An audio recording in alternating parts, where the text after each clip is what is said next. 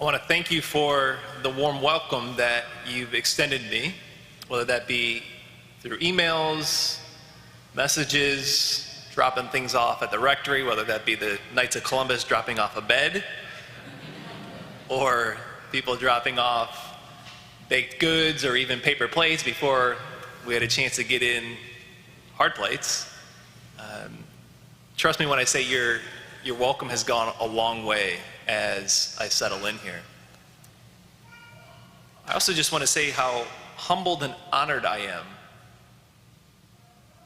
that Bishop Hicks have asked me to be your pastor. I'm excited to be here. I've talked a lot on the phone. Well, first of all, it goes back all the way John Haniotis, now Father John Haniotis, one of my best friends who did internship here a number of years ago. Father Michael Carney, who served here as a deacon. Chris Langford, who I know well from seminary, who is from this parish. Father Steve Borello, and of course, talking to Father Burke these last couple months, a lot. I'm particularly blessed to be a pastor at a parish that has a school, especially one as fine as this one. I shared with the teachers as we had a chance to gather, most of them on Friday morning, that they can expect me to be in the classrooms often teaching, or if not in the classrooms, out on the recess, throwing a football high, walking on my hands. I even intend to keep my undefeated record going against the first and second graders in a race. I am undefeated. 4 years now. 4 years. 3 things on this first weekend here. A little bit about myself. 3 promises that I want to make to you. And convictions that drive me. So first, a little bit about myself. I'm from Elwood, born and raised there. We have a hog farm there in Elwood. My dad still farms on the farm, started by Grandpa with his seven brothers there on the farm.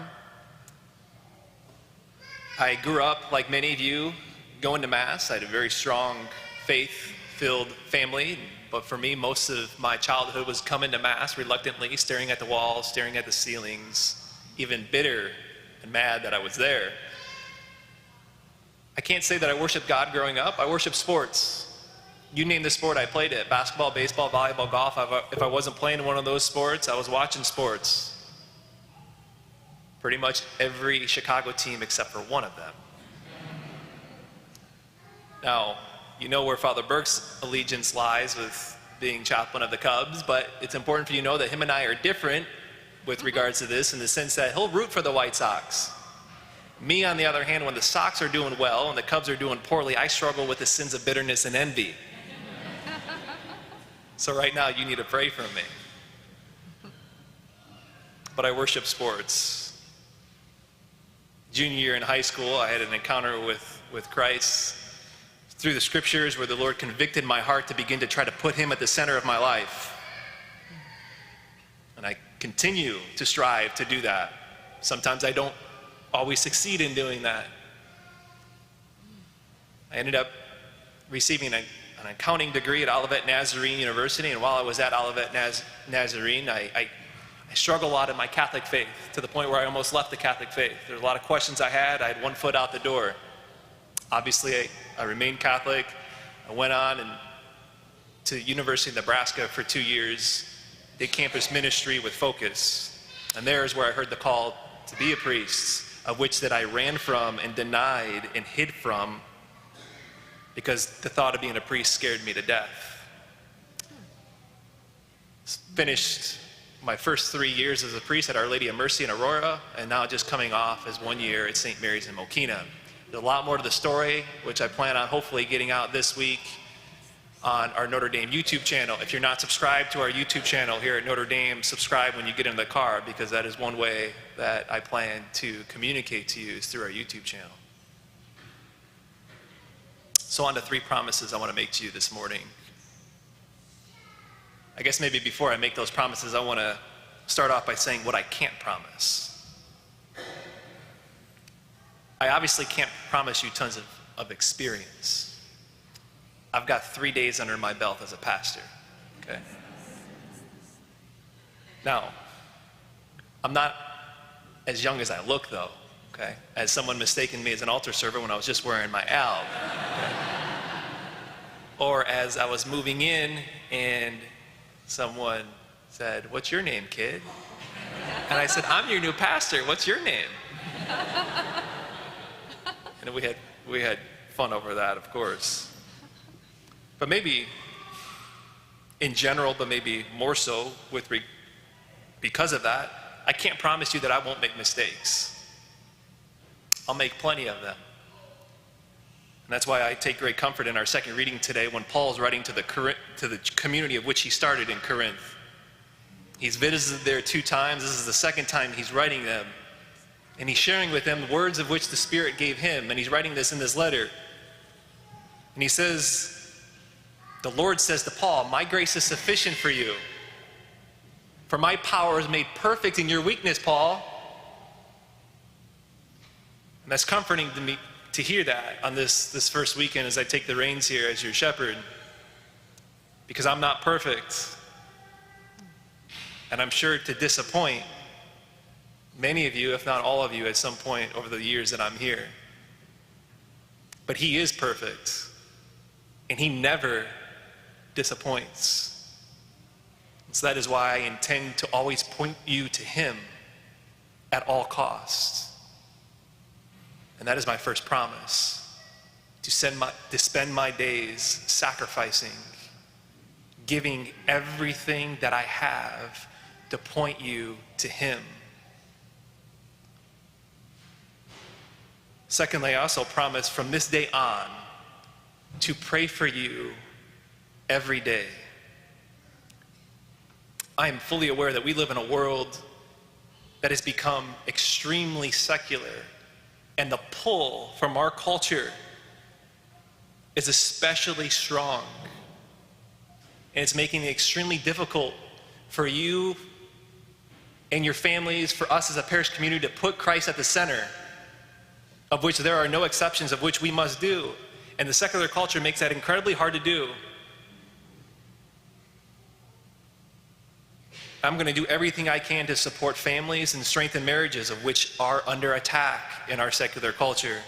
And that starts with me with praying for you. The image I have as me as your priest, as shepherd and pastor, is propping you up with my prayers every day on my knees for you. Praying for you, especially here at this altar. That's what a priest does. A priest takes the prayers of his people and he offers them and he gives them to God. He presents them to the Father, especially at Mass. A priest offers sacrifice. That's what a priest does. And the last promise, I also promise to do my best to faithfully teach all of what the church teaches, whether it's popular or not.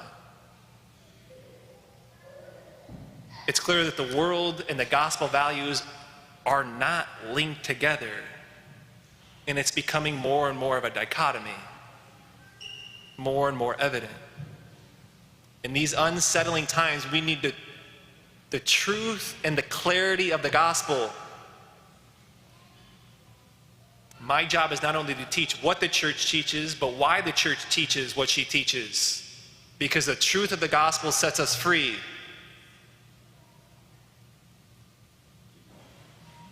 Which leads me to, lastly, the convictions that drive me. The first conviction is this, and that is that the world right now is crying out.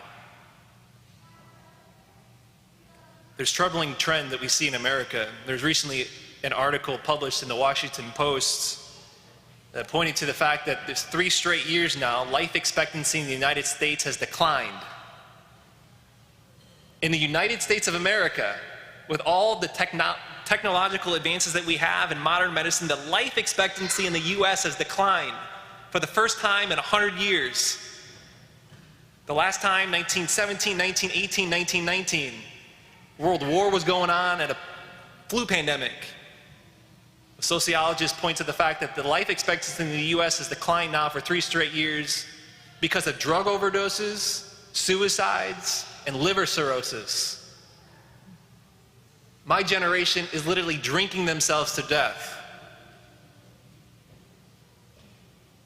There is no hope outside the gospel in Jesus Christ.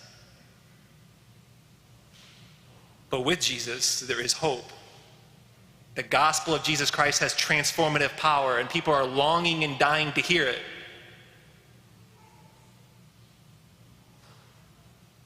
And so lastly, leads to just the conviction that I believe that the Lord wants to do big things at this parish in the years to come.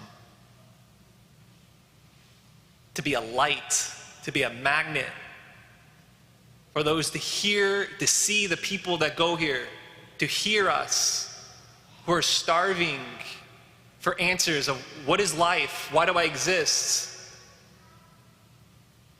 To hear the transformative power of the gospel. But we must go on mission. First, personally, by putting Jesus Christ at the center of our lives, and then also as a parish. And we will go on mission. As this church does not exist here for those that are here, but for those that are outside these walls that are not yet here. Maybe your children, maybe your grandchildren, your neighbors who don't know the transformative power of the gospel. And it starts here at this altar. The sacrifice that happened 2,000 years ago on the cross is made present at this altar, at this Mass, at every Mass throughout the world. Calvary is represented on this altar, which is where our salvation was won for us. Again, it is a tremendous joy for me to be with you, to be your pastor. And I will count on your prayers daily that my heart, as your shepherd, is more and more conformed to the heart of the Good Shepherd.